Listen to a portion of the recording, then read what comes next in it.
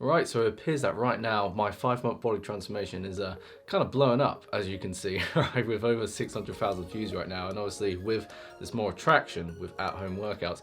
Also, a lot of people are commenting of how exactly I've done it, right? How I actually did it regards to how I worked out, what my nutrition was, all those types of questions, right? So in this video, I'm gonna cover how I trained exactly during this 5-month body transformation, how I ate with my nutrition, how I went about that, and what I actually did on rest day. So kind of giving you a full weekly overview of how I actually did my 5-month transformation, right? And obviously as a quick disclaimer, as I did actually mention in the video itself, of course, the transformation started, the calisthenics journey started after an injury I had, right? And before that initial injury, I obviously did have experience working out in the gym. So the first initial block of progress, a good chunk of the progress at first was actually due to muscle memory because I hadn't worked out for a few weeks beforehand, right? So just want to mention that before you make any comparisons or expectations for yourself. So starting with training and working out, really what I did again is I kept it very simple. I did full body 3 times a week on non-consecutive days. I was playing football at the time, so obviously I needed enough time to recover and get the most bang for my buck in my workouts. And when I was injured around December 2017, I was actually doing research into calisthenics as I had recently discovered it, right? And I came across my now friend of mine, right, Matt from Red Delta Project, his videos, right?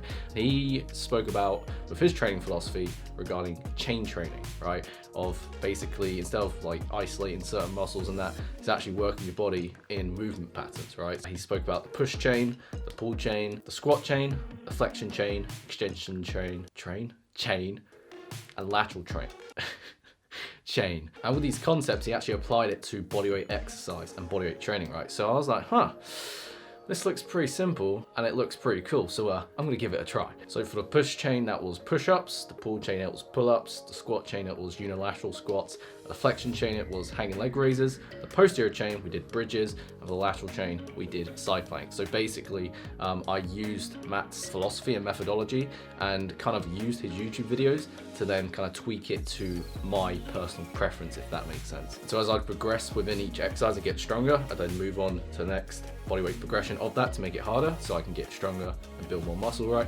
And over time, I then added more exercises within the scheme to actually focus on certain areas that weren't focused as much, such as, pike push-ups to focus more on the shoulders as an example. And each workout, every full body workout, there was just one aim and one aim only. Now simply to get stronger. Firstly, it was increasing reps, and then once I was strong enough with that exercise, moved on to the next exercise. Again, progressing within bodyweight exercises is like the equivalent of adding weight in weightlifting. So obviously by moving on to the next bodyweight progression, you're obviously going to build strength and muscle as a result, right? And obviously speaking of my good friend Matt from the Red Delta Project, Matt has actually released or is releasing a new book of his, Calisthenics for Beginners, around 14th of April, right? And obviously I actually had the privilege to actually read and review it before based on his request, and it was a freaking awesome read. I think with all the options and information on the internet nowadays, it's very difficult to know what works, who to believe, because everyone's saying that the others are wrong, right? Whereas Matt, his training and nutrition, it's so simple and easy to understand,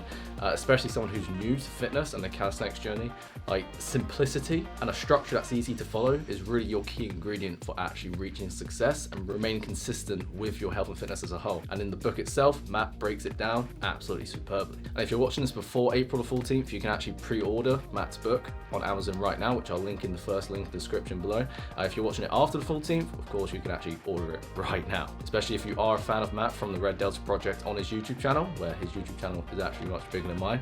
Obviously, Matt is the man, and his books like Calisthenics for Beginners just go to show that. Now on the nutrition side of things, right, I kept things very simple, and I do actually explain how I approach nutrition in my free beginner's guide, which you can actually download in the description below as well on my website, jgcalisthenics.co.uk, because especially as a student at the time, right, when I was preparing for my exams, I didn't have all the time in the world like a chef to prep all my meals, but obviously, this was very important to me. So what gets prioritized gets scheduled, and what gets scheduled gets done. You know what I'm saying? So even though time wasn't on my side, I still made the time to actually meal prep to take care of my health and create the transformation I created for myself. Now, of course, I didn't eat the exact same meals every single day because that'd be very boring, but I did have a structure I like to follow. Like for example, in breakfast, like I explained in the ebook, for breakfast it was porridge with some protein powder, fruits, and peanut butter. And then for lunch, I typically had a tuna sandwich because I could eat that at school.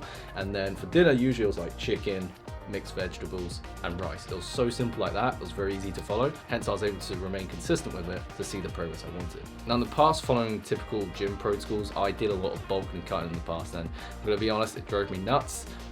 Even though it would lead to bigger muscles, I always felt crap after it because it wasn't necessarily the healthiest choice, right? So instead, I just listened to my appetite. You know, when I was working out and getting stronger, it's like if my body was demanding me to eat more and I was feeling hungry throughout the day, I just increased the portion sizes. And then on the other hand, if I was feeling more bloated and full, now it'd indicate my body would be telling me that, yo, Jake, you're giving us too much, like we don't need this much fuel. So instead of just feeding it more and gaining excess fat, I just cut back and just listen to my body, you know? And so again, I stopped treating it like a cycle of, you know, bulking in the winter and then cutting in the summer, and just actually did it in a lifestyle way where I actually enjoyed the foods I ate and actually felt good about myself, you know, through that different method. As I said in my transformation video, you know, I not only actually began to look better, but I felt like 10 times better, right? Because I was actually, you know, fueling my body with proper food and clean nutrients rather than just shoving in a load of excess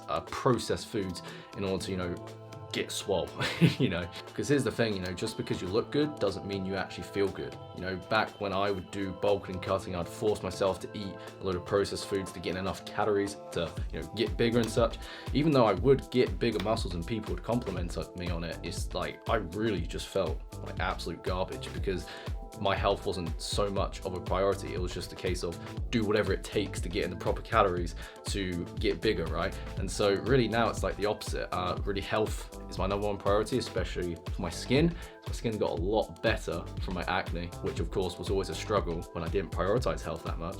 But training, instead of just training for muscle size, it's just training for relative strength, getting as strong as possible relative to my body weight. And then the muscle just kind of takes care of itself. As I said, you know, a lot of people still compliment of the fact that I still look better, but you know, what's most important to me is that I feel like 10 times better, right? Compared to, you know, the previous protocols I've followed in the past of bulking and cutting and, you know, focusing on just getting bigger muscles in a way that would actually sacrifice my health. I mean, I think long term for longevity, it wasn't really worth that. And hence with calisthenics, that's why I really enjoy it, because it promotes that lifestyle element in a way that actually promotes good health rather than just throwing it to the side so you can get swole. So on my off days, right, I kind of played about with this. Again, I had to be very cautious on my recovery because I was playing football for my team when I was at school and for an actual separate team at the time. So obviously I couldn't train like an Olympic gymnast because we only have a limited recovery capacity. But really, again, this came from trial and error. You know, I fell for that fallacy of thinking that more work equals more results. So of course it was like, if I'm not working out, I was like, what do I need to do on a rest day? And that's where I was like, oh, I've got to do some HIIT workout so I can burn more calories and burn more fat. But of course, when you kind of like think about it logically, or when I think about it logically, learning from my mistakes, like, you know, if you're working out, strength training hard, and then on a rest day, you do a HIIT workout on a rest day, you know, it's like you're not giving your body any time to recover, right? Especially your joints and tendons, which take even longer to recover. It's like you're just splitting yourself in a cycle where it's like you're kind of creating more work for yourself in a way which you think you're going to get more results, but then you're actually just going downhill because you're battering your recovery. So every time you work out, you're less and less recovered, so you're not actually making progress, right? And so for me, once I actually, you know, figured that out, I was like, right, I've got to pivot. And that's where I was recommended by a friend of convict conditioning, right? Especially convict conditioning 2, where it spoke about the trifecta of like 3 exercises you can do to like supple your joints and increase flexibility and mobility. I did that. I cut out the HIIT workouts and just did that instead on a rest day. And I felt a lot better. I felt a lot more flexible. My posture improved a ton. And because I was actually recovered, I treated my rest day like an actual rest day. That's how I was actually able to make more progress in my actual workouts themselves. Learn from my mistakes so you don't get hurt like I did myself. And yeah, that's about that. And I mean, it's pretty crazy because initially I never actually thought about making that 5-month transformation video because I knew it had the potential to get a lot of exposure. And I was like, oh, it's like, am I comfortable with this many people seeing it? But I knew it was going to inspire a lot of people. And over 600,000 views later, you know, you watching this video probably wouldn't be on this channel if it wasn't for that video. So I'm very thankful for me just, you know, listening to my gut and actually putting it out there. I'm very appreciative of your support as well on this channel, right? As we're growing very, very rapidly from the growth of at-home workouts and my transformation video especially, right? So yeah, I mean, if this video was of value to you and you know, you have been inspired by my transformation video as well, and you're looking for specific guidance and direction of how you can create success within your own health and fitness, of course, I do actually provide online coaching and at-home workouts to actually help you achieve specifically that. So again, if you would like to learn more about that, then you can actually check out the link description below. I'll probably link up, just to make it really simple, my website, www.jgcalisthenics.co.uk, and you can schedule a free coaching call, a consultation with me to, you know, have a chat, see what motivates you, see what excites you, and based on what you need, I can see how I can help you and support you with that. And if you enjoyed this video, you like my content, you enjoyed watching every single minute and every single second of this video, make sure to give this video a cheeky thumbs up and comment down below what you thought of this video as a whole and what you thought about my transformation and how I went about it. Comment down below, I'll be curious to know. If you're not on board the Gain Share Express, then make sure you subscribe to the channel and turn on post notifications, because I upload new videos every Monday and Thursday specifically for people like you, so you're not going to want to miss out on the gains. And if you know you feel a friend or friends would benefit from a video like this, make sure to share it with them. That'd be awesome. And yeah, as that is enough for me today. I hope you enjoy the rest of your day, my friend, as a crew member of the Gain Share Express. Keep moving forward. Alfie, psst, psst, psst. You gonna say goodbye to the camera? You gonna say goodbye? Come on. Come on. See you later, people.